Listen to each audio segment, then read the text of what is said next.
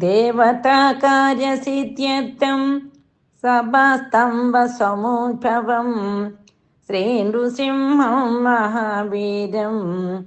नमामि ऋणमुक्तये लक्ष्म्यालिङ्गितवामाङ्गं भक्तानां वरदायकं श्रीनृसिंहं महावीरं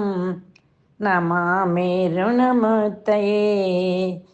अन्त्रमालाधरं शङ्ख चक्राब्जायुधधारिणं श्रीनृसिंहं महावीरं नमामि ऋणमुक्तये मरणात् सर्वपापज्ञं कद्रोजविषनाशनं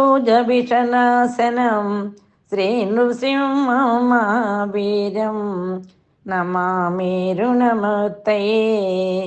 सिंहनादेन महता दिग्धन्ति भयनाशनं श्रीनृसिंहं महावीरं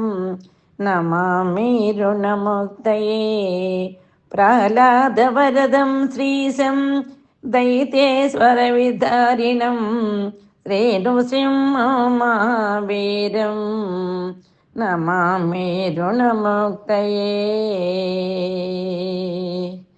सिंहनादेन महता दिग्धन्ति भयनाशनं श्रीनृसिंहं महावीरं नमामि ऋणमुक्तये घोरग्रहैः पीडितानां भक्तानाम् अभयप्रदं श्रीनृसिंहं महावीरं नमामि ऋणमुक्तये वेदवेदान्तयज्ञेशं ब्रह्मरुद्रादिवन्दितं श्रीनृसिंहं महावीरं नमामि ऋणमुक्तये ययिदं पठते नित्यं ऋणमोचनसंहितम् आण्डुनी जायते सत्यो